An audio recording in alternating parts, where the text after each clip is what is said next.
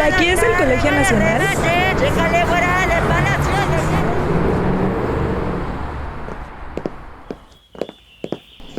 Bienvenida al Colegio Nacional.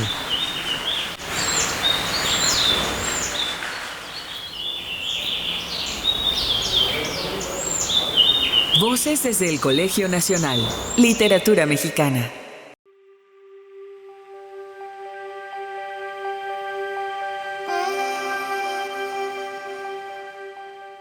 Para concluir con el ciclo de Trilogía Mexicana, el maestro Juan Villoro nos habla de uno de los libros más importantes, pero tal vez más complicados de la literatura mexicana, Palinuro de México, de Fernando del Paso.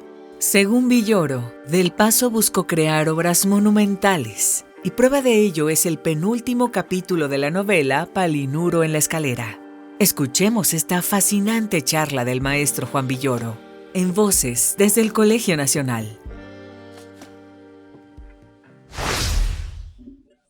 ¿Qué tal? Muy buenas tardes. Hoy continuamos nuestro ciclo de 4 charlas llamado Cuarteto Mexicano sobre distintos autores de nuestra literatura. En todas estas charlas hemos tratado de encontrar como ciertos elementos dramáticos en el sentido de teatralidad. En las obras vimos primero un juego de espejos, un diálogo a través del tiempo de José Emilio Pacheco, que analizaba la poesía y la trayectoria de Ramón López Velarde. Entonces este era como un diálogo de teatro a través del tiempo. Luego analizamos la obra o un segmento de la obra de Elena Garro, que fue simultáneamente una extraordinaria narradora y una extraordinaria dramaturga, y vimos algunos puntos de confluencia entre su ejecutoria como autora teatral y su ejecutoria como cuentista y novelista. Y hoy nos dedicaremos a Fernando del Paso. Aprovecho también para saludar a todos los amigos que nos siguen por streaming en colnal.mx. El tema de hoy es particularmente apropiado para la naturaleza de este ciclo porque Fernando del Paso tomó una decisión peculiar en su novela Palinuro de México, que fue la de incluir una obra de teatro. Y no solo eso, sino la de decidir que este capítulo, el penúltimo de la novela, fuera absolutamente central en el sentido de que es ahí donde muere el protagonista víctima de la represión durante el movimiento estudiantil del 68. Entonces me parece muy interesante explorar esta obra de teatro incrustada en una novela y tratar de descifrar qué fue lo que llevó a Fernando del Paso a tomar esta decisión literaria. Fernando del Paso es un escritor múltiple, cultivó el ensayo, fue un gran cervantista, lo demostró desde antes de recibir el premio Cervantes con un libro de viajes alrededor del Quijote. Fue también un aficionado, pero también un gran conocedor de la cocina mexicana, y con su esposa Socorro hizo un libro que en buena medida es una historia de nuestra gastronomía, pero también y de manera muy práctica y, dicho sea de paso, muy sabrosa, es un recetario muy útil. Fue poeta, especialmente le gustaba el género del soneto, y escribió algunos sonetos extraordinariamente divertidos y provocadores. Escribió para niños también, fue un activo pintor y dibujante, tuvo varias exposiciones, tenía una costumbre curiosa, que más que costumbre es un virtuosismo, podía dibujar con las dos manos y podía empezar, como hay un cuadro de Escher que retrata esto, un dibujo con la mano izquierda por un lado, la mano derecha por el otro, y el dibujo confluía en el centro de la página. Fue muy interesado en todas las artes. Cuando vivía en Londres, trabó una amistad muy cercana con Felipe Ehrenberg, artista de vanguardia, y fue Fernando del Paso quien lo bautizó como neólogo. O sea, le dijo, tú lo que buscas son novedades. Entonces tú eres un neólogo porque cualquier cosa que toques la vas a convertir en una novedad. Este es parte importante del paisaje literario de Fernando del Paso. Se ganó la vida durante mucho tiempo como escritor en los periódicos, principalmente en El Día, aquí en México, y en la revista Proceso. También escribió mucho para la radio, en la BBC de Londres y en Radio Francia Internacional, donde obtuvo un premio al mejor texto literario escrito para la radio, que fue una carta a Juan Rulfo, a quien conoció en el Centro Mexicano de Escritores. Cuando él era muy joven, estuvo ahí en el taller que impartía Alichu Macero y que impartía Juan Rulfo, y de ese conocimiento y de la lectura de su obra salió esa carta a Juan Rulfo que le valdría un premio importante. Formó parte de la diplomacia mexicana, y una de sus características de vida es que pasó buena parte de su tiempo fuera de México. Después de 1968, decepcionado por el gobierno autoritario del PRI, la represión que había ocurrido en México, decidió buscar otros horizontes, aceptó participar en un programa internacional de escritores en Iowa, estuvo allí un tiempo largo y luego se fue a Londres con una beca Guggenheim y posteriormente trabajó en la radio. Durante cerca de 20 años estuvo fuera del país y ahí escribió algunas de sus principales obras. Dicho todo esto, no he dicho nada, porque lo fundamental en Fernando del Paso son, por supuesto, sus grandísimas novelas. Hay arquitectos que hacen casas pequeñas o que modifican con enorme talento un garage, y arquitectos que solamente se conforman con construir catedrales. Fernando del Paso pertenece al género de quienes buscan hacer obras monumentales. Su primera novela, José Trigo, que se ubica en el barrio de Nonoalco, que trata de los ferrocarrileros, también de la Guerra Cristera, fue la primera novela que publicó la editorial Siglo XXI. Un gran editor de origen argentino, Arnaldo Orfila, había sido director del Fondo de Cultura Económica y lo despidieron en un acto de censura. Publicó Los hijos de Sánchez, que es un estudio antropológico que tal vez algunos de ustedes han leído, que se ubica en el barrio de Tepito, y es una antropología de inmersión. Él entrevistó a muchas gentes que le contaron su vida, su historia, y esto se publicó en el Fondo de Cultura Económica. El libro causó escándalo porque dijeron no es posible que una editorial del Estado refleje cómo viven los pobres de México. Realmente era una preocupación bastante absurda, más bien había que preocuparse por cómo vivían los pobres de México y no porque hubiera un libro que hablara de ellos.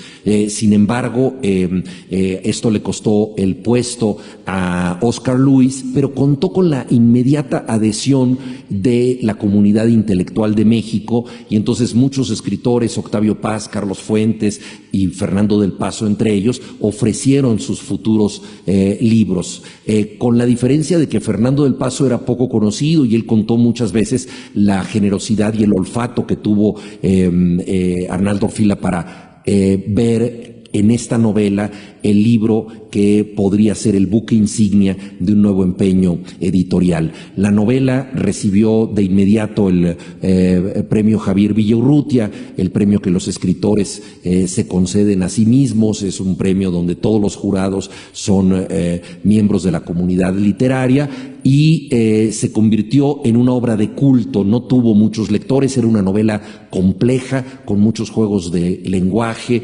Siempre hay que recordar que Fernando del Paso fue un devoto seguidor de James Joyce y entonces utilizaba neologismos. Es una obra con enorme gusto por el lenguaje, pero con cierta dificultad para quien no esté tan aficionado a estos juegos de palabras, como Guillermo Cabrera Infante o José Lezama Lima. Es un narrador que tiene un aliento poético y que utiliza recursos para narrar a través de metáforas, de paronomasias, de juegos de palabras. La siguiente novela, escrita y publicada una década, un poco más después, fue Palinuro de México, de la que nos ocuparemos en esta sesión, que le ganó un instantáneo prestigio en España, donde la novela se publicó, siendo todavía una novela inédita, obtuvo el premio de novela México, y es una novela enciclopédica sobre muchos temas que trataremos de dilucidar en esta charla. Y luego la novela también monumental que consagró a Fernando del Paso ante la crítica mundial fue, por supuesto, Noticias del Imperio, la historia de la emperatriz Carlota, que tiene monólogos a lo largo de toda la novela, y también un enorme fresco histórico de este mundo del emperador Maximiliano de Habsburgo, que vino a un país donde él pensaba que era querido y donde resultó ser una persona indeseada. Concluyó su trayectoria novelística Fernando del Paso con Linda 67, que es la historia de un crimen, una novela policíaca que es más bien un divertimento. Y no quiero dejar de mencionar un libro que nos sirve de puente hacia la sesión del próximo martes, que es Memoria y Olvido, que es uno de los mayores actos de generosidad intelectual que han ocurrido en México, que fue grabar y transcribir la vida de Juan José Arreola. Muchos de ustedes recordarán a Arreola, uno de los oradores más portentosos que ha tenido nuestra literatura. Era una persona con un don de la palabra absolutamente torrencial, al grado de que cuando tuvo su famoso diálogo con Jorge Luis Borges, le preguntaron posteriormente a Borges cómo le había ido con Arreola y dijo, bueno, fue muy amable, me dejó intercalar algunos silencios, ¿no? Porque evidentemente era imposible competir con Juan José Arreola. Yo tuve la suerte de conocerlo siendo yo adolescente, y él convertía cualquier frase en una posibilidad literaria. Era gran aficionado a los deportes de raqueta, también muy aficionado al ajedrez. Durante algún tiempo fue tesorero de la Asociación Mexicana de Tenis de Mesa, y entonces los que jugábamos ping-pong y asistíamos a los torneos nos acostumbramos a verlo como una celebridad del ping-pong, del tenis de mesa. En una ocasión yo participé en un torneo del Distrito Federal. Esto no tendría ninguna trascendencia si no desembocara en una frase extraordinariamente literaria de Juan José Arreola. Yo era un jugador defensivo, no muy bueno, tenía 14 años, y en el sorteo me tocó jugar con otro jugador que yo ya conocía, que era conductor del metro. Era un jugador muy ofensivo y que jugaba como si condujera el metro ante la mesa, es decir, arrollaba a su oponente, y pues yo sentí que estaba perdido cuando me tocaba contra él.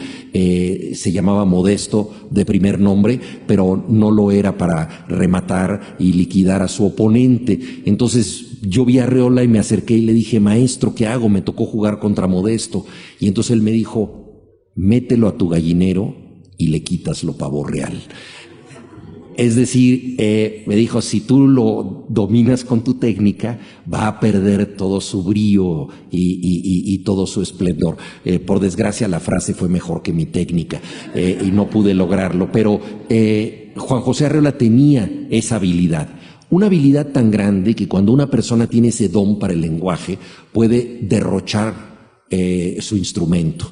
Ya no le resultaba necesario escribir porque sentía que su literatura se cumplía en la oralidad. Recordemos que le dictó el libro Bestiario por entero a José Emilio Pacheco. José Emilio Pacheco, con su habitual modestia, dijo que él pensaba pasar a la historia como la persona que había sido amanuense de Juan José Arreola. Arreola había propuesto ese libro a una editorial, no había entregado el libro, y entonces la editorial le habló y le dijo, o lo entregas o lo entregas. Y él le dijo a José Emilio, ayúdame, yo ya me da flojera escribir, te lo dicto. Se tendió en un catre, según ha descrito José Emilio Pacheco, se puso una toalla en la cara y empezó a dictar una de las obras con la más rigurosa adjetivación y el estilo literario más soberbio de la literatura mexicana. Quizá el amanuense ayudó primero con ese oído maravilloso que tenía Pacheco. No es lo mismo dictarle a una persona cualquiera que a alguien que aquilatará todas las palabras. En ocasiones no es la voz sino el oído el que decide qué es lo que debe ser dicho. Ayudó de esa manera, quizá se permitió hacer alguna corrección, esto ya no lo sabremos porque José Emilio Pacheco se lamentó haber tirado esos borradores. Entonces, menciono esto porque la enorme habilidad verbal de Juan José Arreola, de alguna manera, y esto es muy paradójico, le impidió escribir la historia de su vida, que era una historia apasionante. Él nació en el campo, en Zapotlán el Grande. Él dice un pueblo que de tan grande nos lo volvieron Ciudad Guzmán, como se llama actualmente, junto a una laguna que se extiende como un delgado sueño. Ese espacio que él describía maravillosamente podía perderse, y cuando regresa a México después de su larga errancia en el extranjero, Fernando del Paso decide grabar a Juan José Arreola. Tienen muchísimas sesiones y él hace ese libro que se llama Memoria y Olvido. Un libro que había anunciado también Juan José Arreola, y es un libro contado a Fernando del Paso. Una obra maestra de la biografía, de la crónica, pero sobre todo de la generosidad intelectual, porque se puso al servicio, uno de los más grandes escritores de México, de otro gran escritor. Entonces, este es el autor proteico, variado, incansable, que tenemos que ver hoy. Imposible resumir todo lo que hizo. Fue miembro de este Colegio Nacional, dio un discurso maravilloso que está aquí a la venta, que se llama Yo soy un hombre de letras, que es un discurso absolutamente extraordinario sobre su vocación literaria y que vale la pena ver. Era una persona fácil de notar porque parte de el atractivo de Fernando del Paso era ver cómo se vestía. Era una persona llena de colores en su vestimenta, sumamente original, y de alguna manera esa originalidad en el vestuario era un símbolo de su creatividad literaria. En algún tiempo, Fernando del Paso pensó en estudiar medicina. Como a tantos principiantes en la carrera de Galeno, le sucedió que el cuerpo humano le causó repudio, sobre todo en su condición de cadáver. Hacer disecciones, entrar en contacto con eso no era lo suyo, y sin embargo se quedó con la ilusión de ser médico. Una de las ventajas que concede la literatura es que uno puede asumir destinos vicarios que no tuvo en vida, imaginándolos en la escritura. Entonces el médico frustrado que fue Fernando del Paso escribió una gran novela sobre la medicina, que es Palinuro de México. Esta novela se ubica en la Plaza de Santo Domingo, donde estaba la antigua Facultad de Medicina, en el edificio que fue primero el Palacio de la Inquisición, fundado por los dominicos, y luego se convirtió en Facultad de Medicina. Ahí vivió Manuel Acuña, el poeta trágico que se suicidó en esa plaza. Y ahora es el museo a cargo de la Universidad Nacional. Entonces, en ese espacio, muy cerca de aquí, transcurre la novela. Es curioso que a lo largo de este ciclo, yo no lo había pensado, pero hemos visto que algunas de las cosas que nos dice Ramón López Velarde, José Emilio Pacheco, Elena Garro, Fernando del Paso, ocurren aquí en las inmediaciones de este Colegio Nacional. Una de ellas es la novela Palinuro de México. El primer libro que publicó Fernando del Paso fue gracias a la generosidad de Juan José Arreola, que tenía un taller literario y además a él le encantaba publicar a los autores jóvenes en una serie que llamaba Los Presentes. Tenía un gusto artesanal extraordinario por la edición, entonces era muy aficionado a la tipografía, a los papeles, a coser los libros. Él mismo era un gran artesano.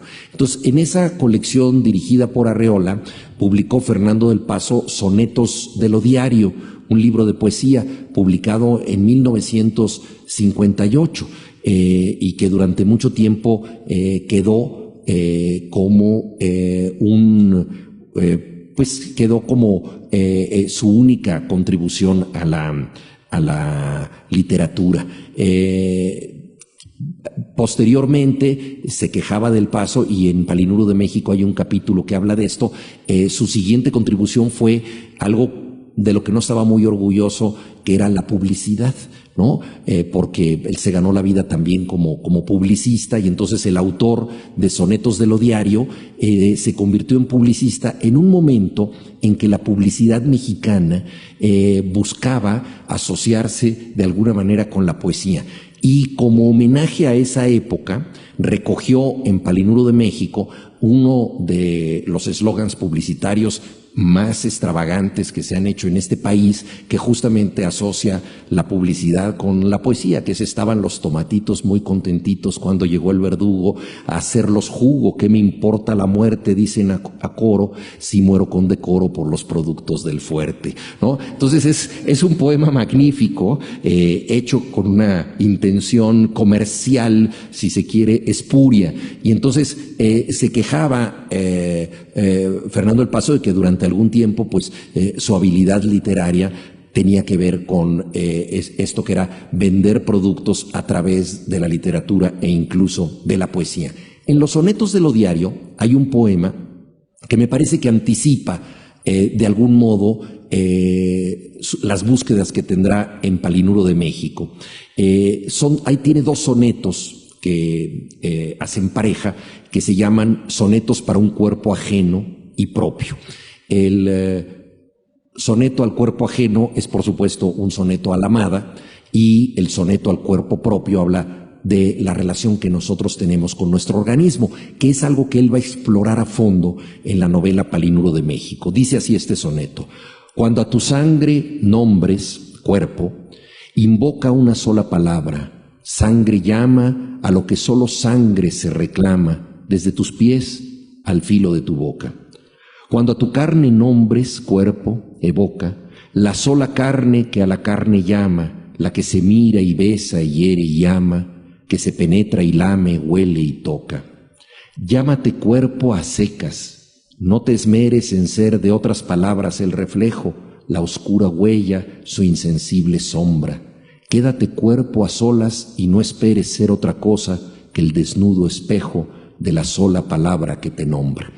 Es un poema muy hermoso, pero que además nos está invitando a entender un cuerpo sin palabras, sin retórica, sin adornos, a que sea el cuerpo a secas, nos dice, organismo, a atrevernos a ver el cuerpo como tal, como un cuerpo que lame y hiere y huele y toca.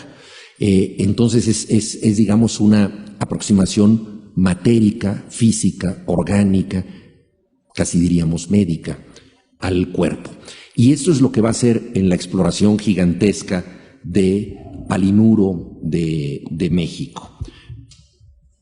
En un cuarto de la Plaza de Santo Domingo, Estefanía, enfermera que enfrenta la sangre sin el menor sobresalto, pero odia hablar de ella, y su primo Palinuro, consuman una de las historias de amor más imaginarias y sensuales de la literatura. Estamos en el 8º capítulo de una novela guiada por una dinámica de lo exhaustivo. Palinuro de México, donde un tema solo brota si será agotado. El escritor y químico italiano Primo Levi dedicó uno de los artículos que publicaba en el periódico La Stampa y que serían recogidos en su libro L'altrui mestiere, Los oficios ajenos, a la obra de François Rabelais. La decantada y precisa estética del narrador turinés era muy distinta a la del desmedido monje, médico, filólogo y fabulador francés. Sin embargo, celebraba que en Gargantúa y Pantagruel llevara la imaginación y el lenguaje hasta sus consecuencias más extremas, sirviéndose de la virtud del exceso. Algo parecido se puede decir de Palinuro de México. Ese copioso territorio tiene un punto recurrente de reunión, la plaza donde los dominicos construyeron el Palacio de la Inquisición. Ahí vive Palinuro, estudiante con poca pasión por las aulas y mucha por el cuerpo. Su romance con su prima Estefanía lo lleva a reinventar el mundo y a nombrarlo de otro modo. Cada utensilio merece convertirse en personaje. Los enseres y los muebles adquieren la segunda vida de la ficción. Por ejemplo, Estefanía y Palinuro, en vez de ponerle tinta a una pluma fuente, le ponen whisky para que escriba doble, ¿no? Ya ven que a veces los borrachos ven doble, dice, si emborrachamos la pluma, podrá escribir doble, ¿no? O de pronto celebran el funeral de una cama y le ponen 4 cirios para ver cómo la cama fallece ante ellos. Luego toman un espejo y se preguntan, ¿el espejo es masculino o femenino? Dice Estefanía, si yo me asomo en él es femenino. Dice Palinuro, si me asomo en él es masculino. Dice, pero este espejo ve siempre las mismas cosas, debe estar muy aburrido. Entonces deciden llevar el espejo a pasear por la ciudad. Y entonces llevan al espejo de paseo y ve tantas cosas el espejo que está a punto de morir saturado de imágenes y de alguna manera fallece, se sacrifica teniendo tantas imágenes dentro de sí. Este acto de sacar al espejo es un acto juguetón en la novela, pero también, sin duda alguna, tiene que ver con lo que el gran novelista Stendhal decía de la novela. Él decía que una novela es un espejo que se pasea a lo largo de un camino, es decir, refleja una realidad en movimiento. En esta novela, el espejo que quería Stendhal realmente sale a pasar por la ciudad, se satura de imágenes y acaba falleciendo, ¿no? Entonces este espejo que deseaban salvar del aburrimiento es sacrificado. Severo Sarduy, novelista y escritor cubano, dijo que Palinuro de México le recordaba a la Venus de Salvador Dalí. No sé si han visto ustedes esta imagen, que es una Venus en cuyo cuerpo está lleno de cajones. Es una Venus llena de recipientes para ser abiertos. Y dice, la novela es una novela con cajones porque se puede abrir cualquier cajón y ahí empieza la novela. Es decir, encierra secretos y la estructura de la novela es muy extraña. La estructura se parece a la de la Venus de Dalí porque está encerrando estos cajones y ahí todo puede caber. Recordarán ustedes que la novela Rayuela de Julio Cortázar tiene un tablero de orientación que propone una lectura alterna. La novela Palinuro de México no necesita un tablero de orientación porque toda ella está obligando a que hagamos una lectura alterna. La novela comienza de alguna manera en cada uno de sus capítulos, es decir, abrimos un cajón y ese cajón es diferente a los demás. Cada capítulo encierra una historia. Podríamos leer la novela incluso de atrás para adelante y acabaríamos entendiendo lo mismo. Podríamos leer los capítulos impares, luego los capítulos pares, es decir, podríamos darle cualquier orden. Lo importante sería abrir todos los cajones y encontrar qué es lo que ocurre ahí. Uno de los personajes de la novela, Don Próspero, es un afanoso lector de la enciclopedia francesa, la enciclopedia que dirigieron Diderot y D'Alembert.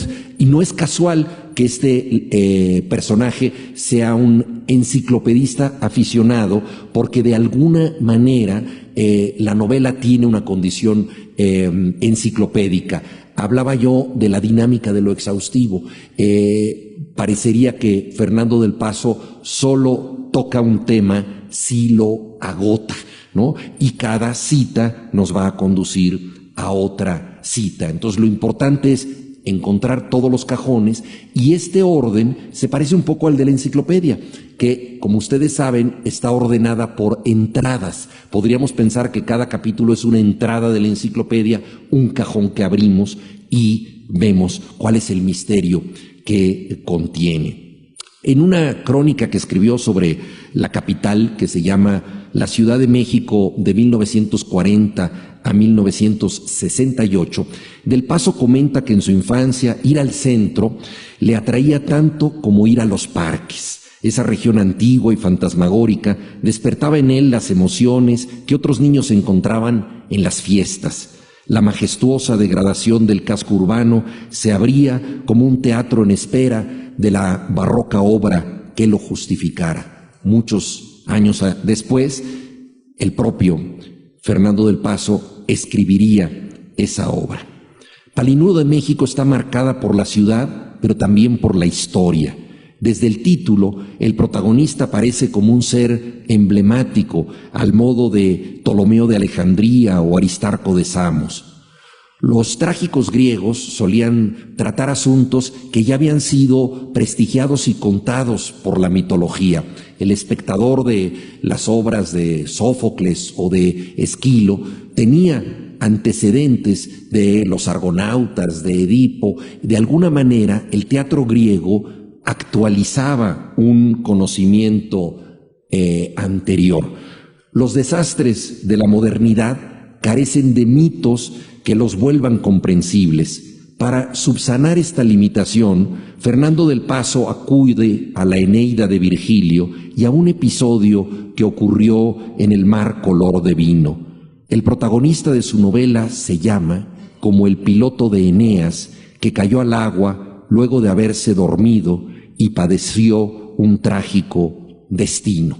Elige, pues, a un héroe clásico para nombrar a Palinuro, un hombre que se duerme y muere.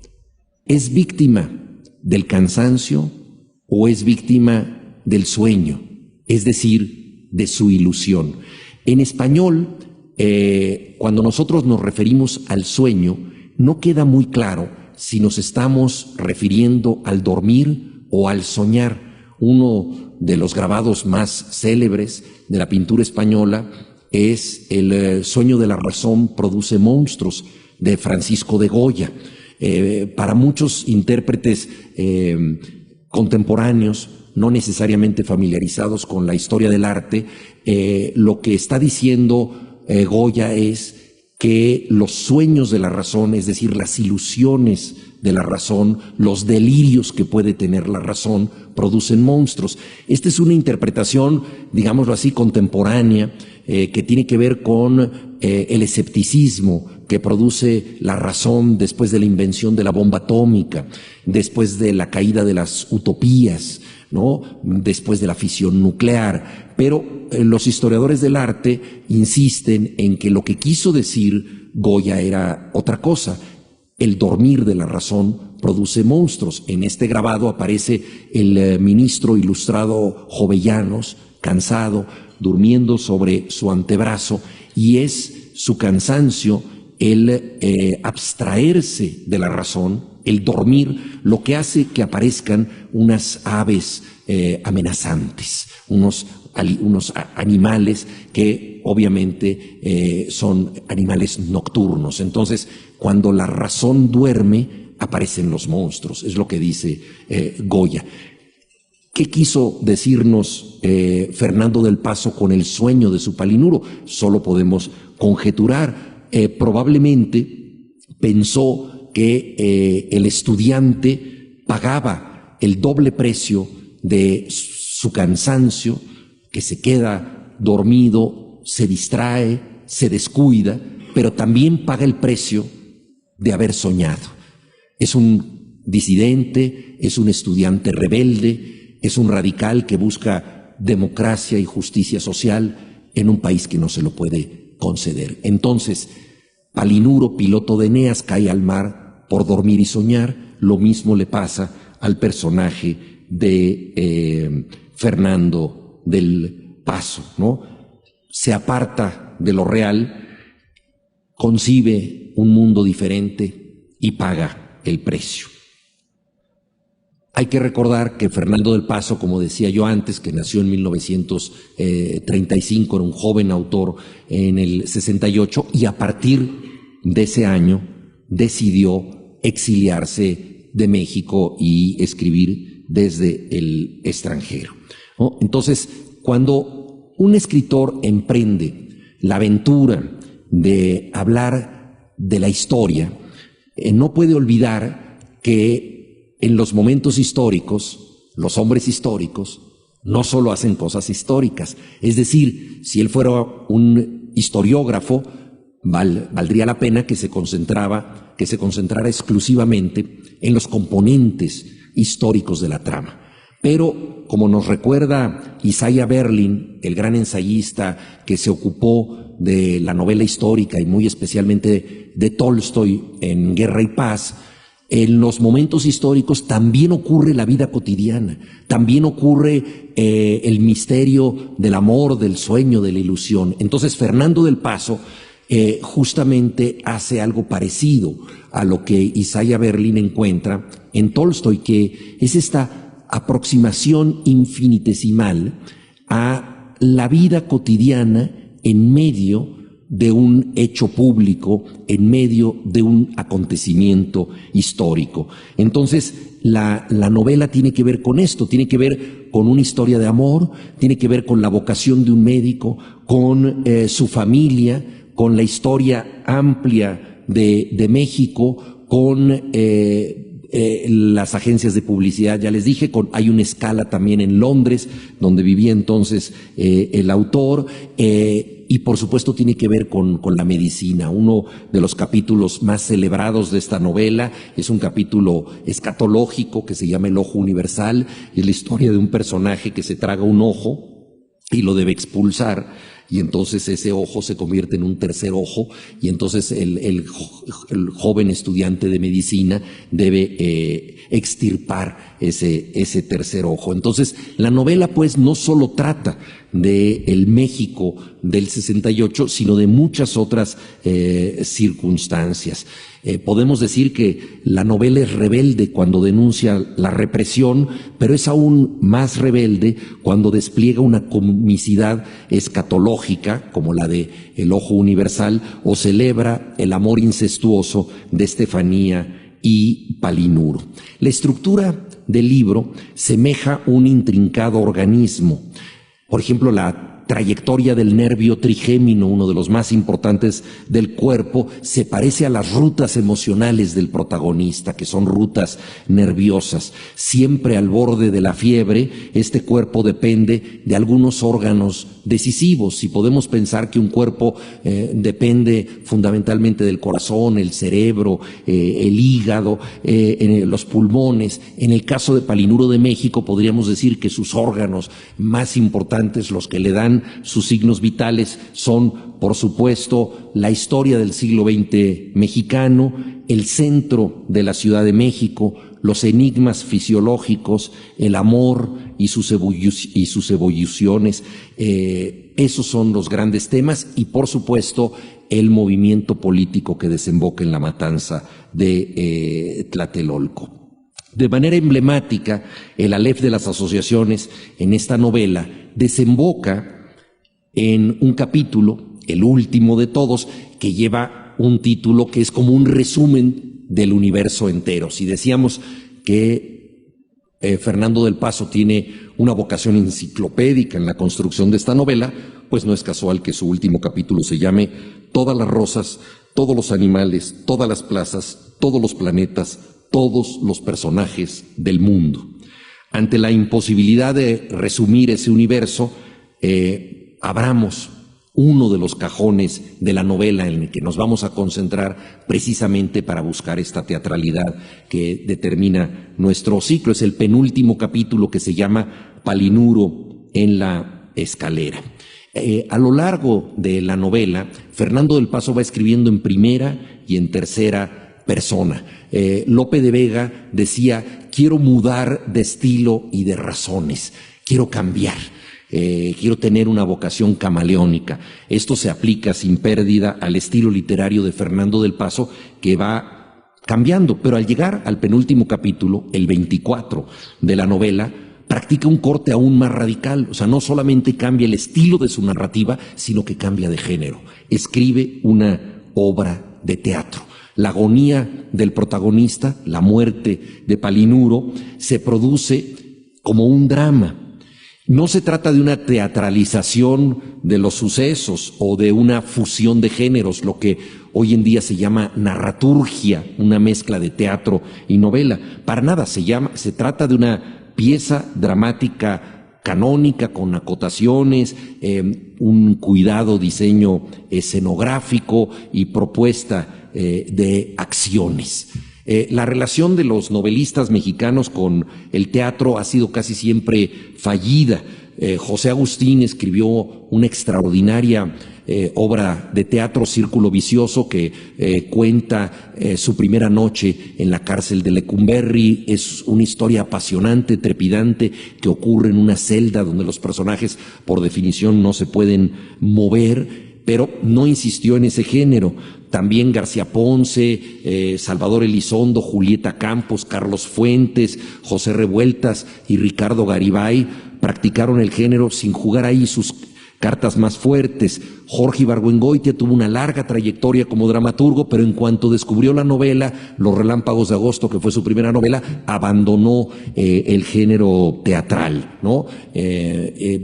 Elena Garro, a quien vimos la semana anterior, y Vicente Leñero se mantienen como insólitos ejemplos de que es posible conseguir logros notables tanto en la dramaturgia como en la novela, ¿no? La dificultad de pasar de el entramado novelístico a la escena ha llevado a algunos de los mayores autores de la narrativa a tener sonados fracasos, ¿no? Uno de los casos más contundentes es el de Henry James, que era un novelista egregio, muy aclamado por la crítica, leído por sus amigos y por algunos lectores, pero que no podía conectar con el gran público. Era muy amigo de H.G. Wells, autor de novelas fantásticas y de ciencia ficción, entre otras La Guerra de los Mundos, y envidiaba la conexión que tenía H.G. Wells con el gran público. Y entonces Henry James decidió, ya siendo un novelista connotado, escribir una obra de teatro. Para ver si podía conectar con un público más amplio. En Londres el teatro ha sido importantísimo para la literatura. Bueno, el mayor autor de la lengua inglesa, Shakespeare, es un autor teatral, y el teatro ha sido un centro de reunión, de rito e incluso de resistencia política importantísimo. Winston Churchill dijo que Inglaterra ganó la guerra porque nunca cerró sus teatros durante los bombardeos. Entonces, este país donde la resistencia puede depender del teatro, pues era muy importante para Henry James tener ahí una consagración como dramaturgo. Escribió una obra, se puso nerviosísimo, como suele ocurrirle a todos los dramaturgos en la noche de estreno, no soportaba la tensión de ver su obra, y entonces caminó por las calles de West End, que es la zona de los teatros como el Broadway de Londres, y vio que había una obra de Oscar Wilde. Entró, como suele ocurrir con los escritores, la obra del colega le pareció pésima, ¿no? Y le pareció asombroso que la gente la disfrutara tanto. Todo el mundo se reía muchísimo. Ustedes saben que Oscar Wilde tenía un ingenio extraordinario, ¿no? Que decía estas frases así de: puedo resistirlo todo menos la tentación, por ejemplo, ¿no? Era un hombre particularmente ingenioso. Entonces la gente celebraba todos esos juegos de ingenio, todo eso. Y Henry James dijo, no puede ser que al público le guste esta obra tan terrible. Y bueno, salió de la obra y llegó a la suya justo a tiempo para entrar en el momento en que los actores estaban siendo abucheados, ¿no? Entonces fracasó rotundamente y se llevó además a su casa el agravio de que una obra que no le había gustado, a él sí le había gustado al gran público. Entonces, esta anécdota es ejemplar porque incluso uno de los mayores novelistas de todos los tiempos puede fracasar en la escena. Y el caso de Fernando del Paso es muy singular. Escribió una obra de teatro sobre Federico García Lorca, La muerte va a Granada, pero quizás su mejor obra dramática está incrustada en la novela Palinuro de México. Este capítulo se llama Palinuro en la escalera y ya fue puesto en escena con enorme éxito por el director Mario Espinosa aquí en México. La trama se ubica en 4 pisos de una vecindad de la Plaza de Santo Domingo. Palinuro llega ahí herido después de la manifestación del 27 de agosto de 1968, cuando 2 estudiantes de medicina tocaron las campanas de la catedral aquí muy cerca. Al día siguiente el ejército desalojó a los estudiantes que permanecían en el Zócalo, que habían acampado ahí. No hay que tener conocimientos previos para comprender lo que sucede en este capítulo teatral. Nuevamente abrimos un cajón y uno puede relacionarse con todo lo que ahí pasa. Un estudiante de medicina llega herido y entra a la obra de Fernando del Paso, muy en el estilo del escritor, que hasta ese momento ya escribió 628 páginas. En la página 629 la novela empieza una vez más, ¿no? Palinuro ha sido arrollado por un tanque y herido con los culatazos del ejército.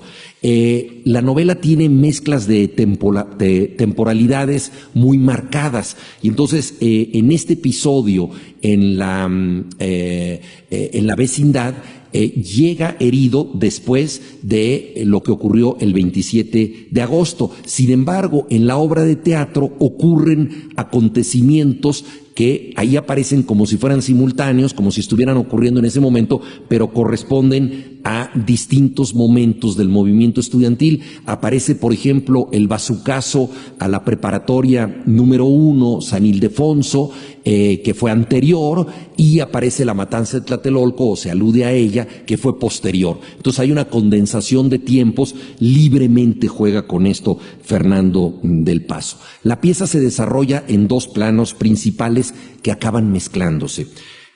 Más cerca de los espectadores aparecen los arquetipos de la famosa comedia del arte italiana, figuras renacentistas que han aparecido en óperas, en el teatro de Guignol y por supuesto en la comedia italiana, ¿no? Arlequín, Scaramouche, Pierrot, Colombina, Pantalone, ¿no? Y otros que inventa Fernando del Paso.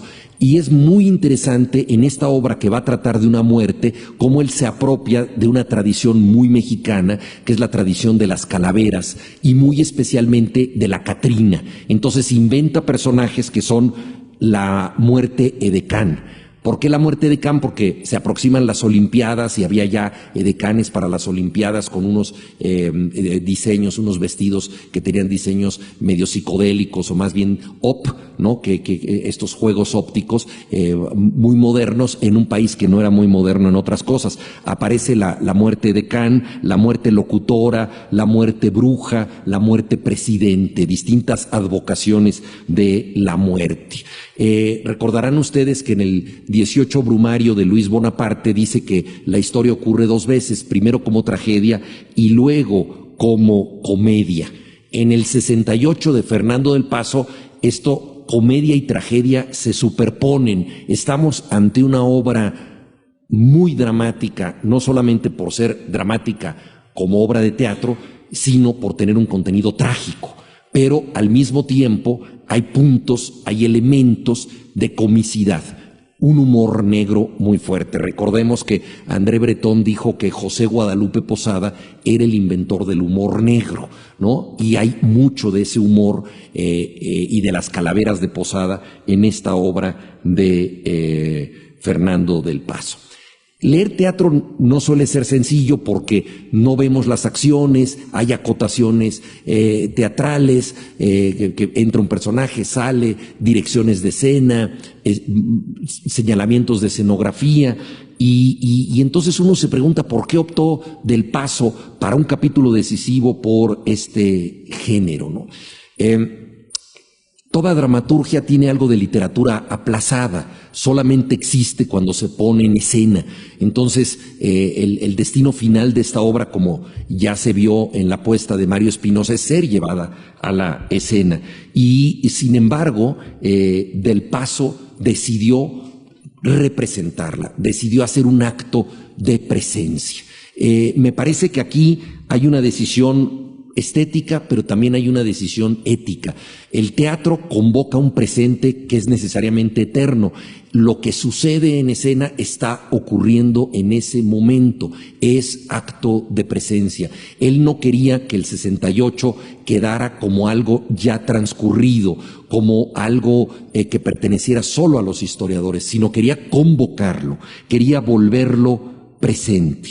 Y eso me parece que es uno de los detalles fundamentales que justifican la inclusión de una obra de teatro en la novela. Se suspende el flujo habitual de la narrativa con esta obra, ¿no? La obra de teatro crea otro tiempo, ¿no? Y todo ocurre ante nuestros ojos. Y eso me parece que le da pues esta sensación de 2 de octubre no se olvida, esto vuelve a ser presente. Palinuro agoniza en tiempo real, que eso es lo que busca el teatro, busca esa representación que está ocurriendo ante la cuarta pared, es decir, ante los espectadores. Entonces está representándose, encarnándose la obra. Yo creo que ahí hay una decisión importante. Luego, otro recurso que toma del teatro es el famoso coro griego, que no sucede como tal en esta obra, no hay un coro así, pero sí hay un coro de voces.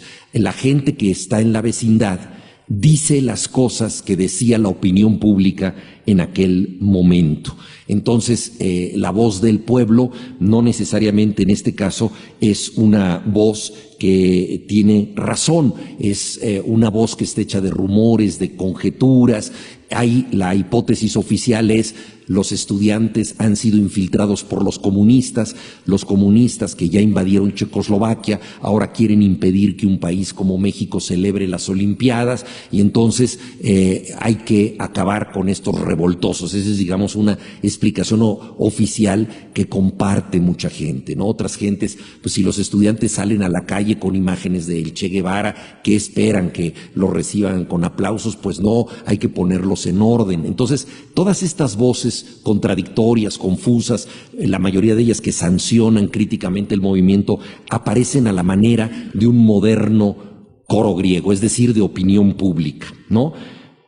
Las voces de los inquilinos de la vecindad son realistas, ¿no? Por ejemplo, la vecina del 15 se preocupa de que sus hijos no hayan llegado a cenar. La portera le pide al señor Martínez que no salga a la calle en bata, porque oye ruidos y sale en bata. Le dice: no, pues esto no es decoroso, regreses. Es decir, hay estos elementos de vida íntima, como los que descubría Isaiah Berlin en Tolstoy, en la narrativa o el teatro histórico. No solo pasan cosas históricas, hay esta vida de los vecinos de la vecindad. Una cosa curiosa es que la obra ocurre en un momento histórico en que la sensatez está tan alejada de la realidad que las voces de la comedia del arte de estos personajes, Arlequín, Pantalone, Pierrot y compañía, parecen más reales que las voces comunes. Entonces,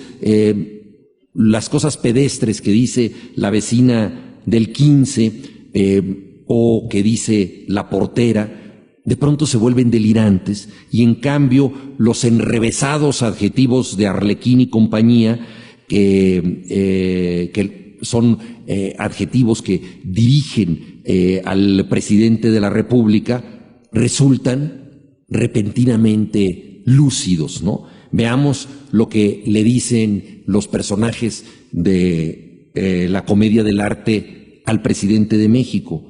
Dicen: el único responsable desde el punto de vista histórico, político, sociológico, antropológico, económico, burocrático, salutífero, filatélico, policíaco, lacrimógeno, estilográfico, histérico, trompatológico, tuertológico, dientológico, cabronológico e hijo de la chingada tológico, es él, ¿no?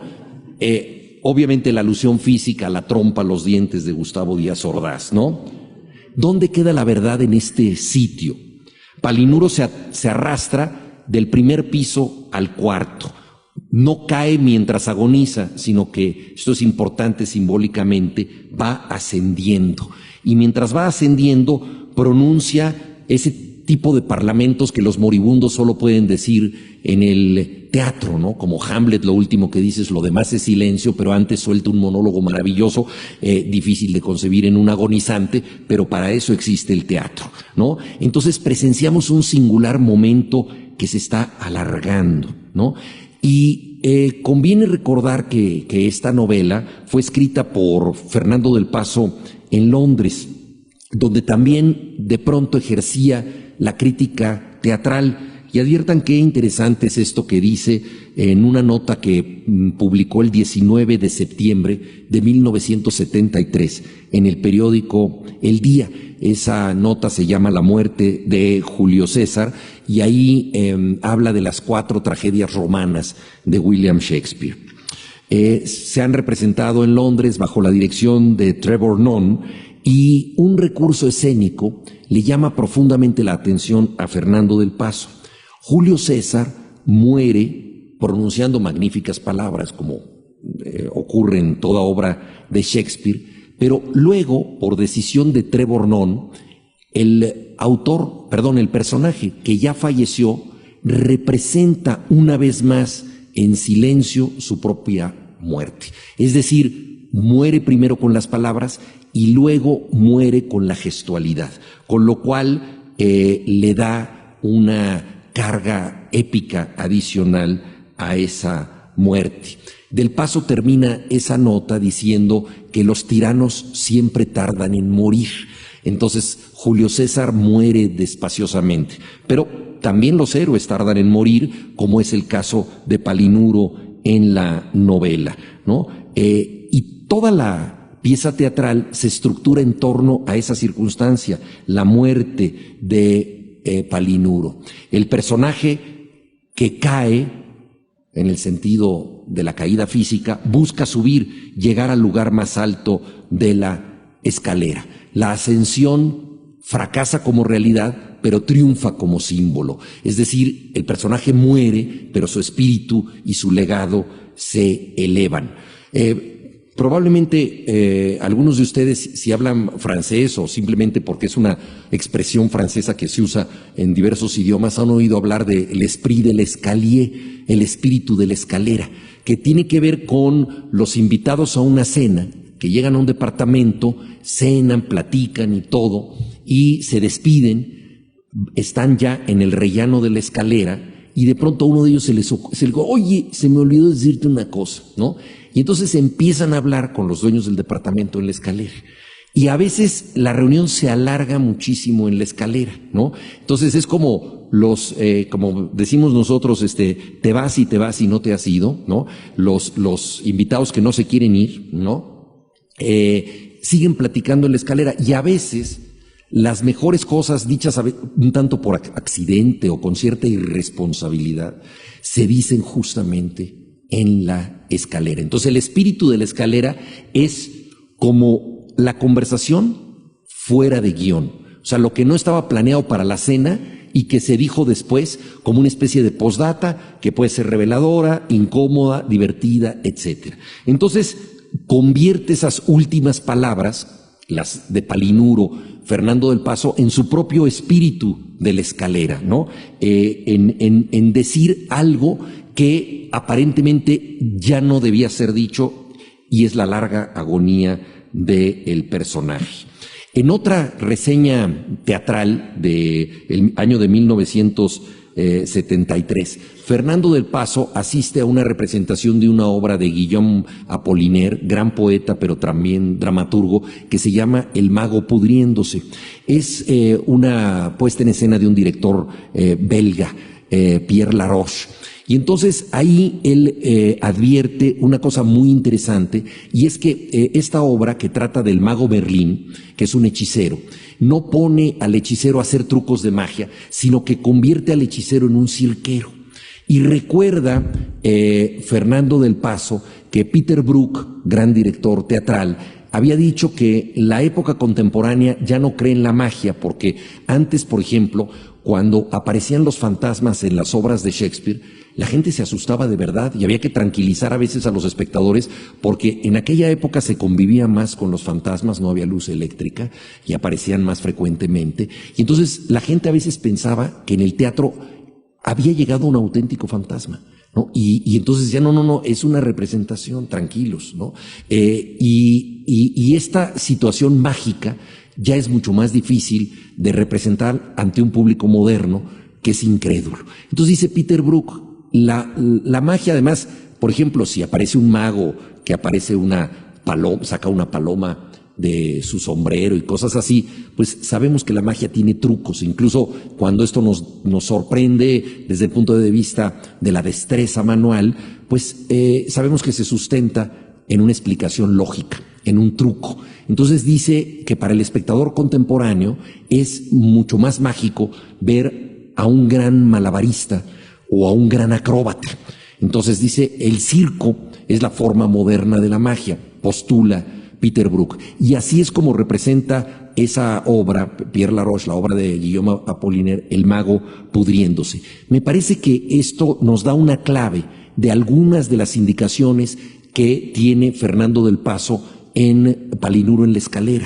Escribe la nota en 1973 cuando está haciendo la novela, y en Palinuro en la escalera, por ejemplo, de pronto aparece una gran mano inútil. Recordarán ustedes que Gustavo Díaz Ordaz había tendido una mano a los estudiantes, dice, esta mano está tendida. Y era una mano, por supuesto, hipócrita, era una mano que no iba a recibir a nadie. Y entonces aparece como una gran mano de utilería inútil aquí.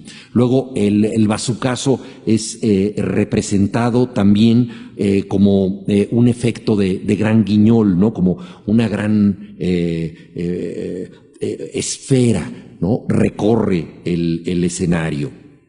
Y este tipo de elementos circenses crean una condición mágica, pero que nos lleva también a una crítica de la realidad. Es decir, en la obra hay una inversión de sentido. Lo que es común, los lugares comunes que se dicen en una vecindad, se van volviendo irreales.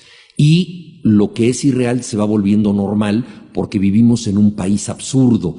Es lo que nos dice Del Paso. Por ejemplo, un personaje llega el presidente y dice, ¿qué horas son? Y le responden, las que usted ordene, señor presidente, ¿no? Es un mundo del absurdo, ¿no? Es entonces una metamorfosis de lo real, ¿no? En donde hay cosas de gran guiñol, de teatro del absurdo, que de pronto parecen lógicas en ese mundo. Por ejemplo, en un país del dedazo, ¿no?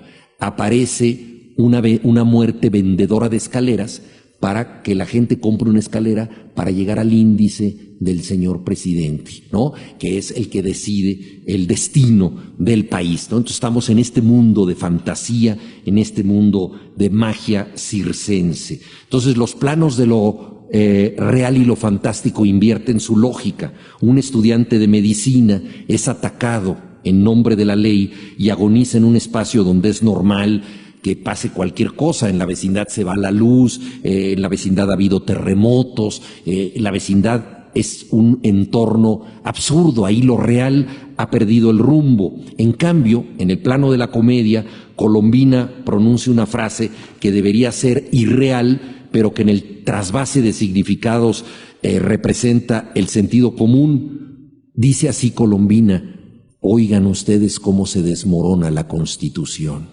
¿no? Entonces, esto debería ser absurdo, pero ¿cuántas veces no hemos pensado que esto es real, ¿no? Uno de los personajes más singulares de esta obra de teatro se llama Yo.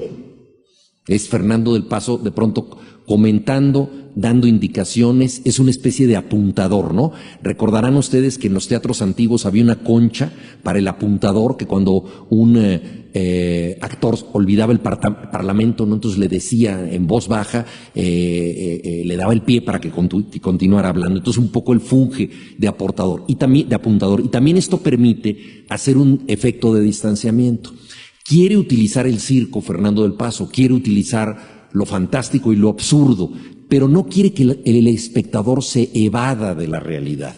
Entonces, ¿cómo lograr este acto de presencia? Que es un acto que tiene que ver con lo absurdo y que al mismo tiempo recordemos que hay una realidad en la que estamos nosotros.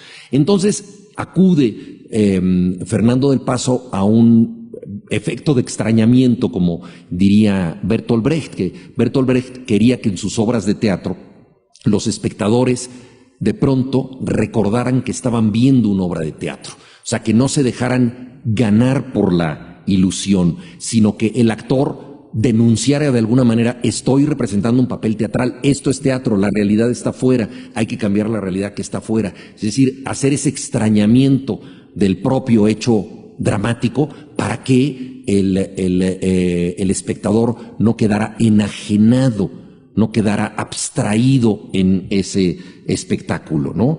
Entonces, dice que el teatro debe ser un arte de la explicación, no solamente un teatro de la expresión, ¿no? Y uno de los mejores analistas de Brecht, Roland Barthes, dice que en el teatro de Brecht el espectador solo se identifica a medias con lo que está viendo, porque está viendo algo que lo atrapa emocionalmente, pero que también le recuerda que eso es teatro, que no es la realidad, ¿no? Entonces, este tipo de juegos los hace del Paso y nos recuerda que hay un narrador que es él, que está comentando la obra y que la está discutiendo. No debemos olvidarnos que vemos una obra de teatro.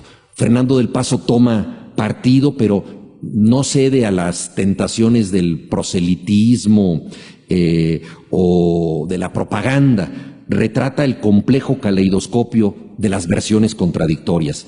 La opinión pública hace causa común contra el movimiento estudiantil y los vecinos dicen que los estudiantes labraron su destino, especialmente Palinuro, ¿no? Entonces, de los estudiantes, por ejemplo, en la vecindad dice: insultaron ustedes a las autoridades, fueron soeces, ¿no? Eso lo dice un doctor. ¿Qué esperaban? ¿Que no hubiera muertos después de tantas provocaciones? Comenta un burócrata.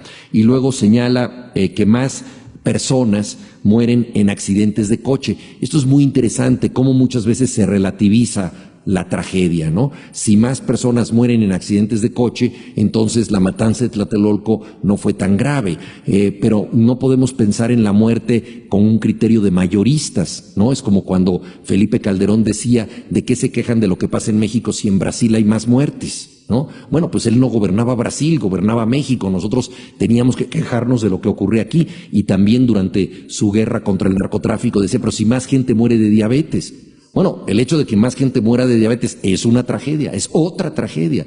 Pero el hecho de que una persona muera en una cruz puede cambiar la historia de Occidente. Es una muerte, esa cruz es un patíbulo, es una muerte injusta y puede cambiar la historia. Toda muerte es un agravio, ¿no? Y eso es terrible. Hoy amanecimos con una de las imágenes más brutales de los últimos tiempos. Un hombre con su hijita de 1 año y medio que la había metido en su propia camiseta tratando de cruzar el río rumbo a México y ambos se ahogaron. Una imagen absolutamente estrujante. Son 2 personas que murieron. Esa imagen no debería haber ocurrido. Entonces no podemos juzgar las muertes con un criterio estadístico. Es un poco lo que nos está diciendo Fernando del Paso con esta consideración, ¿no? No se puede comparar una cosa con otra. Y ya metidos a temas de estadística, Utiliza también este efecto de distanciamiento que le gusta mucho a Bertolt Brecht, que es suspender la acción dramática y dar una información del mundo real, para que no olvidemos que hay una realidad que le da contexto a la obra, ¿no? Entonces, ahí, por ejemplo, dice Fernando del Paso, en México los crímenes no tienen fin, el 2% de la población detenta el 50% de la riqueza y todos los días los inversionistas extranjeros sacan del país más de $500,000, ¿no? Entonces, dice, si quieren hablar de estadísticas, hablemos de esta, del 2% que detenta el 50% de la riqueza y de los inversionistas que se llevan el dinero afuera. Entonces, este es el núcleo que justifica la desigualdad y la inequidad que tenemos en México, ¿no? Y entonces, cuando alguien dice, no, pues es que los estudiantes son unos desordenados, son unos revoltosos, había que ponerlos en orden, y un personaje responde, dice, la policía, mi estimado, es una metáfora hasta que se pone el casco de granadero y sale a golpear estudiantes. Es decir, una cosa es el símbolo, ¿no?, de la ley, la policía como metáfora, y otro, la policía que se pone el casco deja de ser imaginaria y reprime, ¿no? Palinuro es el único personaje que procura informar en medio de toda esta tragedia, es el que dice estas estadísticas, pero sus palabras caen en un entorno alucinatorio donde el cartero le ofrece galletas a un agonizante, un bazar del sinsentido en el que se consume cualquier cosa y la muerte ropavejera puede decir, vendo orejas de aviador, codos de corista, compro bufandas de pistolero, señoras y señores titiriteros y geólogos, lingüistas y afanadoras, vendo abrigos de psiquiatra, compro muslos de acróbata, vendo nalgas de director de orquesta, compro máscaras de traidor. En su reflexión coral, Del Paso alerta sobre los límites del lenguaje que recibe menos atención cuando apela a la verdad desnuda y en cambio cautiva cuando se inscribe en el virtuoso pregón de un charlatán. Acabamos de oír este juego con las palabras, entonces de pronto las palabras hechizan y dice, ¿dónde queda la verdad desnuda? Entonces nos alerta también sobre el vicio de usar las palabras para la ideología, para la propaganda y también hay que decirlo, para la literatura. Entonces nos está diciendo, hay que poner un sistema de seguridad para que las palabras no nos confundan, ¿no? Entonces las vistosas metáforas pueden ocultar la realidad. El brillo exagerado no aclara, deslumbra, ¿no?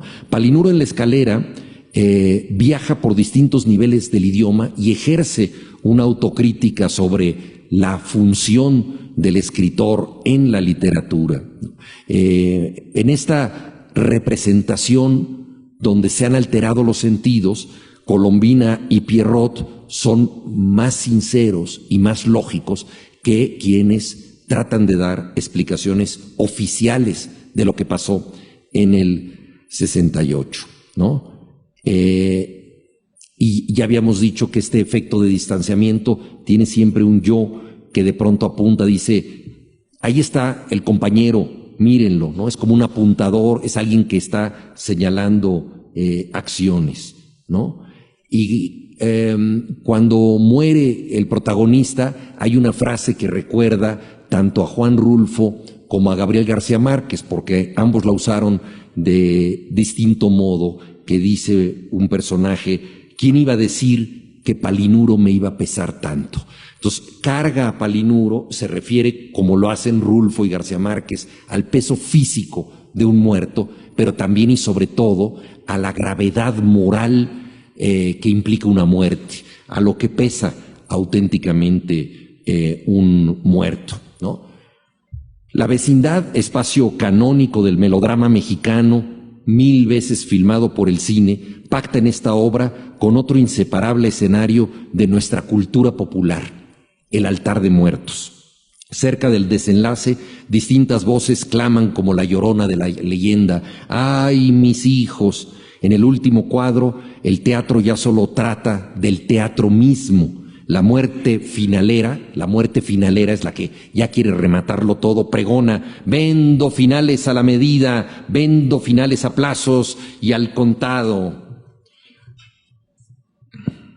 A propósito de Bertolt Brecht, Frederick Jameson escribió que su cometido era hacer que algo común nos parezca extraño y por lo tanto obligue a mirarlo con nuevos ojos. Nuevamente este extrañamiento, o sea, salir de la ilusión, regresar al teatro con nuevos ojos. Se prescinde de la familiaridad para lograr la frescura de la experiencia y la recuperación de la percepción.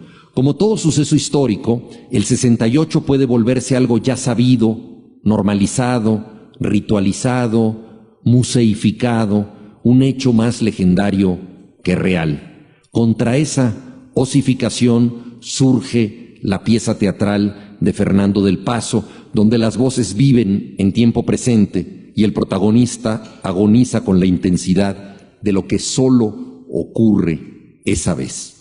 En el teatro, un destino ajeno encarna en un actor. Esta variante de la transmigración de las almas permite ser en el otro, ¿no? Identificarse con él, pasar a su propia piel.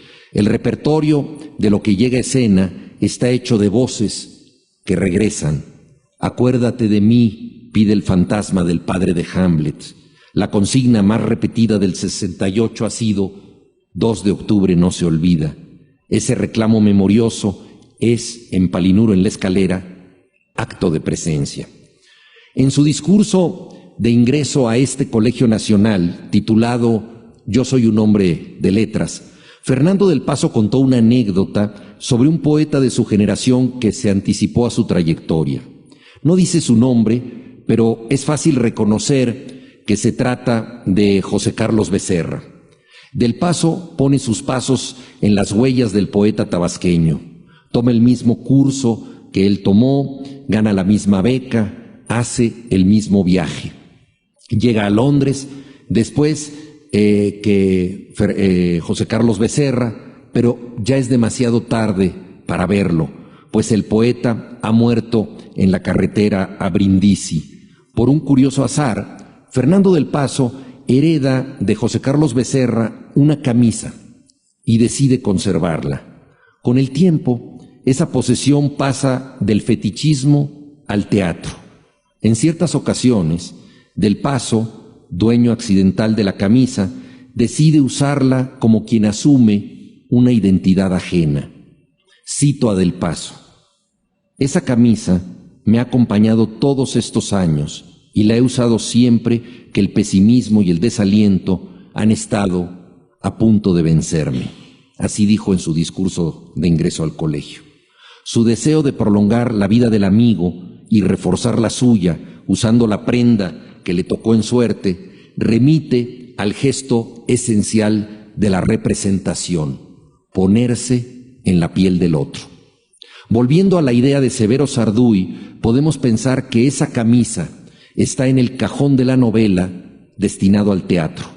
También ahí se encuentra el invencible espejo que convierte el pasado en presente. Quien se asoma ahí vuelve a ser siempre el que vio lo que pasaba en los días de la sangre y la esperanza de 1968. La realidad cambia, pero el espejo revive al ser mirado, vuelve a escena. Fiel al expediente brechtiano de resignificar un material ajeno, al final de Palinuro en la Escalera, Fernando del Paso cita un poema de Octavio Paz concebido para la Guerra Civil Española que se aplica sin pérdida al 68. Has muerto, camarada, en el ardiente amanecer del mundo.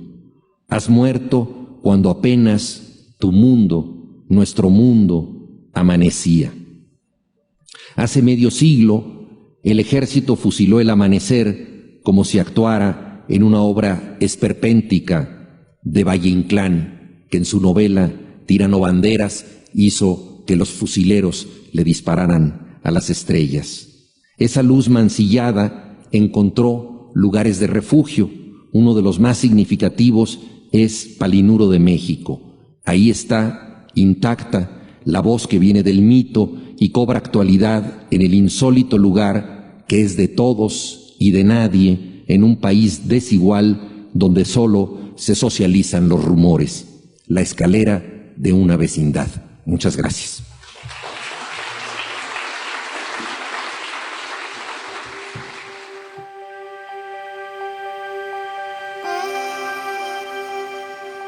El maestro Juan Villoro nos ha explicado cómo cada capítulo de Palinuro de México cambia de estilo, alternando entre la primera y la tercera persona hasta transformarse en una obra de teatro. Este análisis culmina con una intrigante pregunta. ¿Qué quiso decirnos Fernando del Paso con el sueño de Palinuro? Sigue escuchando voces desde el Colegio Nacional.